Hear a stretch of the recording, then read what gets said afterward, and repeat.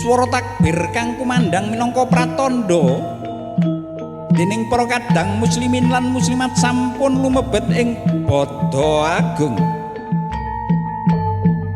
Pada Agung luminggih pada riyadi Idul Adha ing warsa 1957 Hijriah.